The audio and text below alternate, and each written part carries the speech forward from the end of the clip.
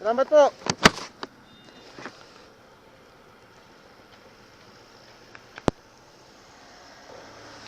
Okay.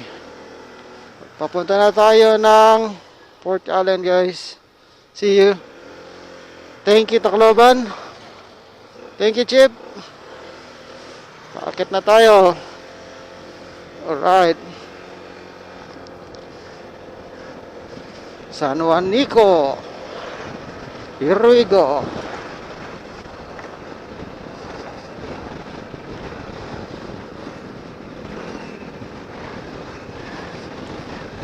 San Juan Nico Bridge.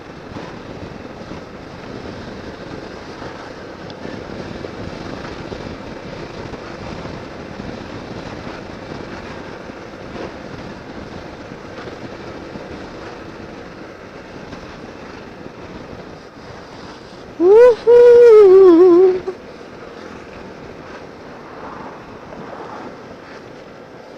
So, yan. Papunta ako ng Allen.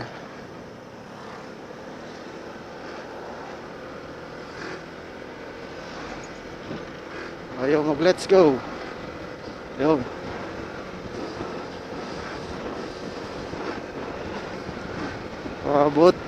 Darating ako ng Allen ng alas 1 o'clock na ng hapon. Lunch. Alright. So, 240 kilometers, 4 hours. Yan. Tapos ng Allen, Matnog. Papunta na tayo ng Luzon, guys. Woo! Ito po ang ating San Juan Nico Bridge.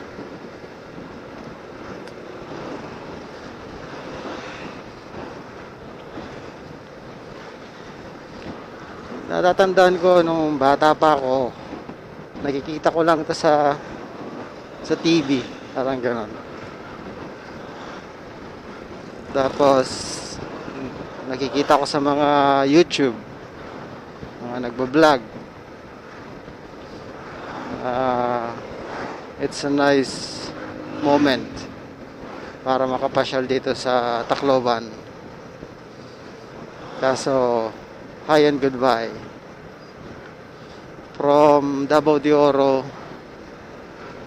to Lipata to San Ricardo to Tacloban. Yan ang biyahe ko kagabi. So rat-rat yan, guys. Walang pahinga. Nakadating ako sa hotel mga 10:30. Siyempre kailangan mo pang mag-unpack dahil yung mga gamit kailangan kong makita sa sobrang basa, puro ulan, grabe ang ulan. Yan. Pagdating naman ng Tacloban, yun, wala. Pero mula San Ricardo, tapos mga 50 to 60, yan, 60 to 50 kilometers, maulan. Nag-stop ako dyan sa may part na ng Tacloban na rin yun, McDonald's. Yun, wala nang ulan. Kaya napabilis yung biyahe ko papuntang hotel para mag-overnight. So gising na naman ng 5 o'clock. Konting tulog lang. Yung tipong tulog ka na pero gigising ka pa rin ng maaga. Dito nagtatapos ang San Juan Nico Bridge, guys. Ayan. Dito naman tayo. Welcome to Summer Islands. Ayan. Okay. Stop na natin.